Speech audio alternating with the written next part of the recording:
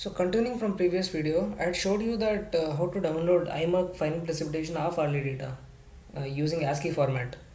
But that format is, in my opinion, is not the best format after I have read about NetCDF and downloaded used for several of my projects. So in this video, I'll show you how to download NetCDF file format of this precipitation file L3 half hourly data, which is convenient and universally applied for all of your projects. So, and it will be helpful for all other projects as well as to how to read NetCDF data. So in first step, what we do is we go to subset.data. Also, a side note, if you have not watched my previous video, do watch it, then come here. Only then you will be able to understand, because I'm continuing from the previous video.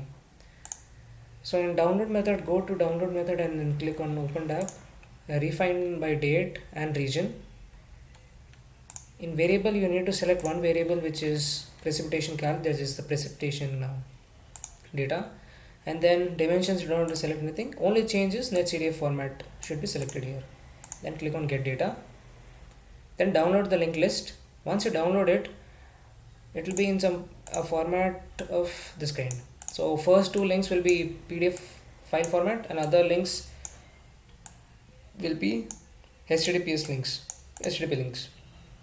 Save the file format, and from now on what you can do is open any of your text editor. I'll be using Colab because I don't want to save my file. If you want to save a file, one of the best options would be VS Code as a text editor from my recommendation.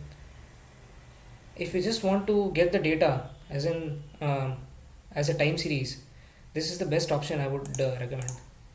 So you can click on iMerge and click on this icon, files sub icon. Then you need to upload your file. So because I was running just 5 minutes ago, this file is already there, and this test2 file does not contain anything. I can delete it for now. Fine. So we'll start coding.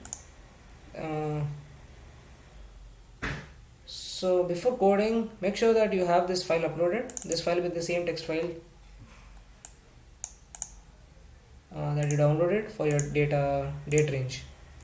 Fine. So first what we do is we import certain packages which we require. I don't think so NumPy is required here, but let us just import it. Next you will require Xarray, which will be used for reading NetCDF file formats, and you would require requests module. So once we have these, let us go ahead and run it. So now we can read our CSV file or text file, anything as you would call it. Just copy the link and add a separator. Make sure to add header as none, or else you would have one row as wrongly identified. Next you can have a separator as end format. So let us just first read the data frame. Let us see how it looks. So data frame looks fine. It's just that I don't want this has to be data frame. Maybe it should be data series. I can put it as TS, and then let us load as TS. This looks fine. Okay, so now we have all the links indexed by their serial numbers. Now what you can do is loop through all the links. Maybe we can say for file in range 2 to length of ds. Why are we doing from 2? Because the first two files are PDFs and we don't want to read them. So let us now see if it works. Let us put a break. We'll have a look at it. So this seems fine. We are getting the link. So now let us read the link using the request module. So it will be requests.get and the URL. So we have to define the URL. So let us define the URL. URL will be ts file.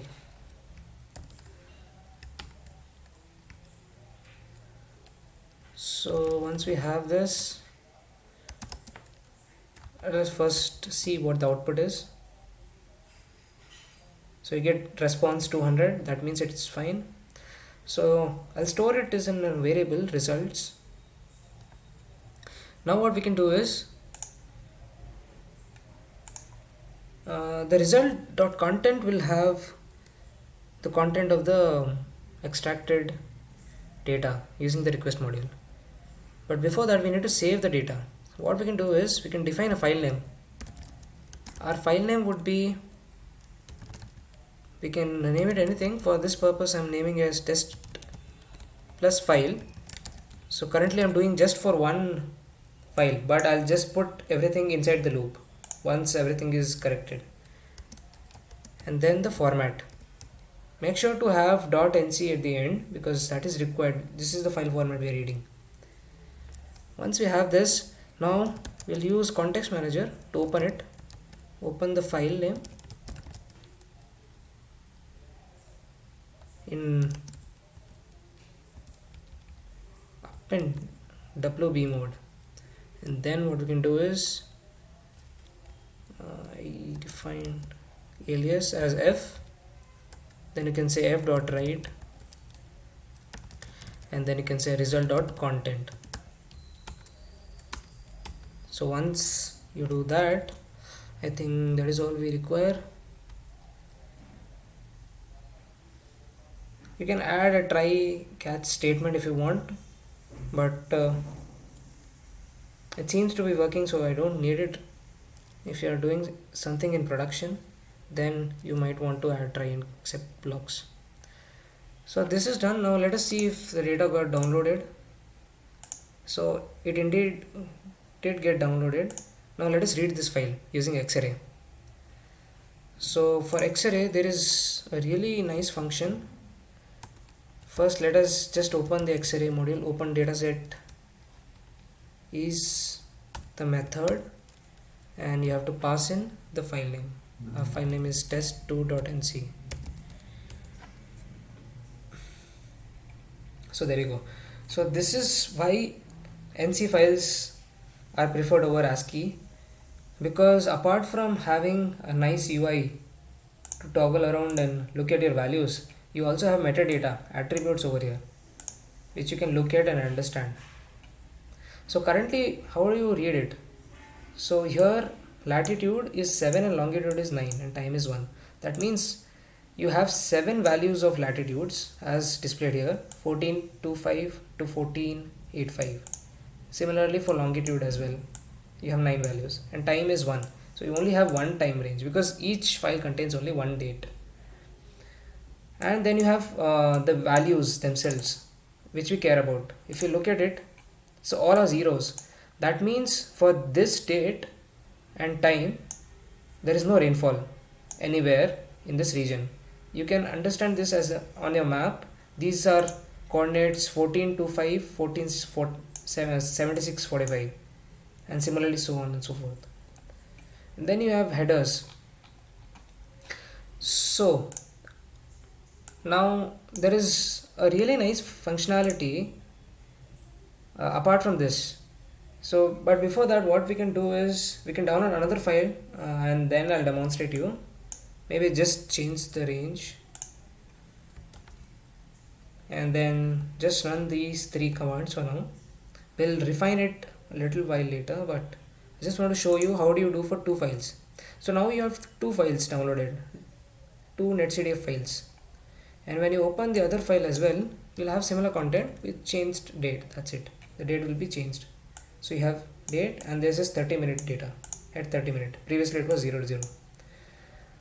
Now the thing is, you don't want to loop over all the files, and then there is a really good method which is called open mf dataset, which is that you can just pass in the directory or you can apply wildcard and showcase all the files in your directory. So all the files with .netc format will be opened in this. Now let us run this. Make sure. Now let us look at this. So you have one time frame previously. Now let me run this. So now you have two time frames. So how did it happen? Because it read both the files and it combined both the files for you. This is for 00 time and this is 30 minutes. So if you have many files, you can just pass in this wildcard with your file name .nc and read all the files. So once you have this data read, I can just save it for now. And now what we essentially want is precipitation data, and this is the final step. What we're going to do, we're going to take the mean over the dimensions as lat and long. How did I know that lat and long? If you just read the data again, so these are the dimensions. You'll get to know from here. The dimensions. These are the names of the dimensions. Lat, long and time. So I am summing over, taking mean over lat and long. This is what I'm going to do here. So if I just run this command, you see that now only have one dimension from previously 3, which is only 2 time frames. And then you have this precipitation cal. Another good thing about Xarray is it shows you the data, nice visualization. So it has 2 time frames and then just one value. So it is 2 values in total. So once you do this, now what you can do is you can convert this into a data frame. And then, so this is the magic. This is amazing. So what you have finally, this is the output you require. So for this date and time, you have 0 precipitation occurring, and for 30 minutes you have this. So this is the final output we require. And similarly, what we can refine, and I'll just show you, run through the final process. I'll just paste here and just remove unnecessary content. Fine. So this is the code you have to run. What you can do is run from second to all your files. What this will do is download all the NetCDF files, and this one single line will read all the files, and then this one single line will sum over lat and long and convert into data frame. So we would have a data frame with time as the axis and precipitation as the values, as the index, time as the index and precipitation as your values. So after this, then you can do all your operations as you would normally do on pandas data frame. You can do .to_CSV and then save it as a CSV file. Maybe you can write as test result.csv, and your file will get saved here. So this is how simple it is to use NetCDF file because of Xarray. The only downside is you have to download the data, and what I would recommend is using Colab, because you don't have to download data on your local system, and instead you can save it on memory and just download the CSV file from here. But make sure that you do not switch off your computer or turn off your tab, or maybe leave it as idle for more than 1 hour, or else all your data would vanish. So that's it for this video. If you have any doubts, you can contact me on Twitter